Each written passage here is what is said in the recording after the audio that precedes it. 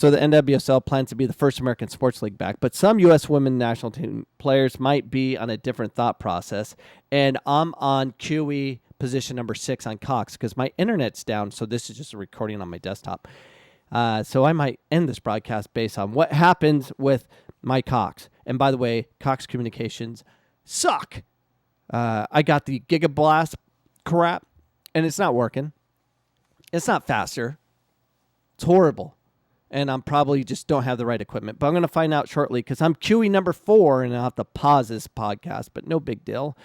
NWSL plans to be the first American sports league back. Here's the thing: is the U.S. women's national team player poll. There's some individuals that are like, oh, we can't do this. You know why? Because they're on a different agenda. Because they have to match the agenda of the party, the affiliation they're with. Oh, I'm connected now. I'll pause. I'll be back. I am back and pissed off. On hold with Cox forever. Finally had a conversation, and they couldn't figure it out, and she hung up on me.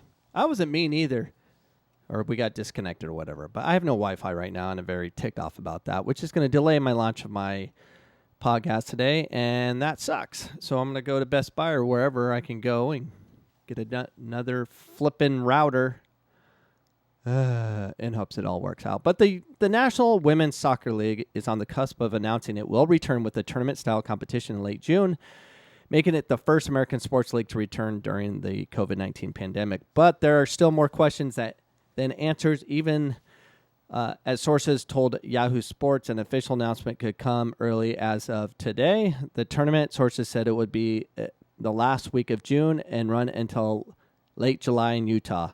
I'll be there. The first part of the tournament, which would feature the same round-robin format as World Cup group stages, would be the host at Zions Bank Stadium, home of the USL Real Monarchs. The semis and finals to crown a league champion would be played at Rio Tinto Stadium, home of the Utah Royals NWSL team. Under the proposed plan, teams would take charter flights from their home markets to Utah, and play would be tested for COVID-19 upon arrival, multiple sources said. A few days later, they would be tested again and continue the testing, blah, blah, blah. Yay, safety. We all want to feel safe. Do you feel safe? Are we safe? I don't know. But at least they're going to try. And we're just going to do these things. We're going to test healthy people if they have it. Because if they spread it to other healthy people, they might show no signs of anything, but they'll have it and they'll stay away from other healthy people, and but they'll be banned from playing because they're healthy.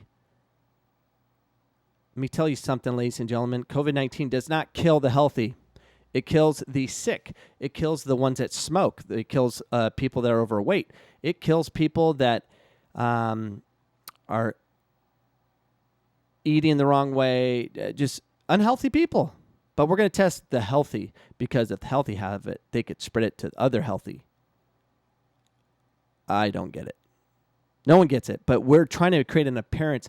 Are we safe? So here's our problem. So now we have concerns. At least 5 U.S. women's national team players have opposed a plan internally, and they are very nervous about what's going on. So nervous that they're going to find a way to make sure that we can't play.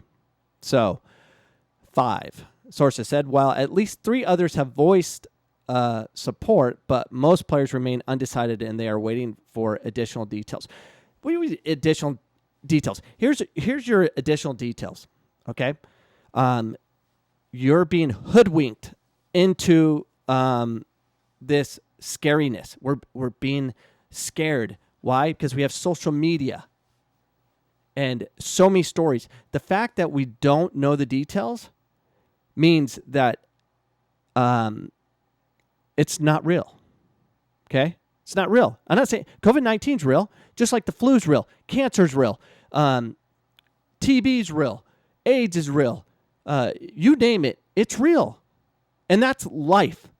And we can't, because of internet, because of our control of Google and Facebook and ad searches and all these manipulation of storytelling by media that specifically do stories for hits. Like I'm doing this knowing that I'm going to get hits.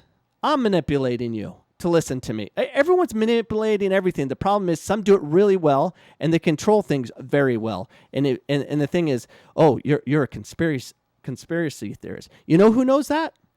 That people, well, the naysayers saying what's going on, oh, they're conspiracy theorists and all that stuff, are the same ones knowing that they could throw crap at you and you'll fight amongst yourselves. So I'm fighting with a lot of you right now because we're being hoodwinked over safety measures. Anyways, so here's my thing. Let's talk about pay for play. All right, let's talk about equal opportunity. Let's talk about the women's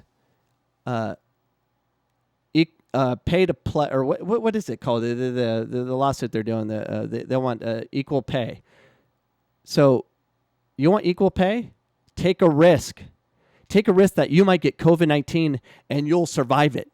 You have a 99.999. Actually, you have 100% chance of not dying if you get COVID-19. You will not die if you're the healthy NWSL professional athlete. Not one professional athlete has died of this. You will be okay, but you need to take a risk and go and play. Be first. That's how you get pay raises. Be in front of everybody. Take a risk. You want to know why some men make more? They take risks and they take jobs that you would not do. So be a female warrior, lace up the boots, and play. And stop playing the politics of this crap. People are, oh, this is not politics. Yes, it is. This is all politics. And if you don't think so, you're crazy. One player-cited sources expressed hope to Yahoo Sports that the U.S. Soccer would refuse to give its blessing to the tournament, giving U.S. women's national team players an out without being subject to criticism from fans.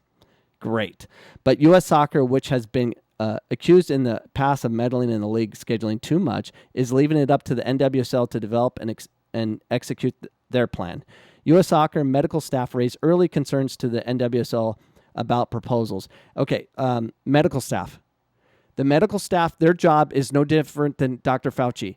Their job is to assume the worst case scenario and prepare you for the worst case scenario. Before COVID-19 came in, I mean, all the trainers and medical staff and all that, they assume the worst. If you say you're dizzy, you have concussion. If you give them any outlet for possibly being sued, they're gonna protect themselves and always be on the side of cautious. It's always been that way. Nothing's changed. U.S. women's national players are scared of what's going on with what the fans will think. Just go play. U.S. Soccer medical staff raised early concerns to the NWSL about their proposal, which the NWSL has responded to. A source said, federation officials will make sure players are aware of remaining concerns the federation has, but will ultimately let the players decide. Of course, they're going to let them decide because everyone's scared of getting sued. And here's the next phase of all this crazy of this COVID-19. Everyone's scared of everybody, and people are going to sue. And there's going to be a lot lawyers out there suing everybody because that's what they do. They're horrible human beings. Lawyers, you're dirty, pathetic, absolutely waste of space. They're going to go sue small business and all this, and they'll settle out for, $2,000-$3,000 a pop. And it's going to happen repeatedly. Why? Because when a employee that gets fired or whatever comes back soon, you got me COVID-19 and whatever, they're going to sue, and then the small business is going to talk to their lawyer and say, hey, can you represent me? Yeah, you'll win. I need a $10,000 retainer. And they're like, screw that. I'll just pay the $2,000 handout fee. And that's what's going to happen. That's the next phase of this crap. Humans are way worse than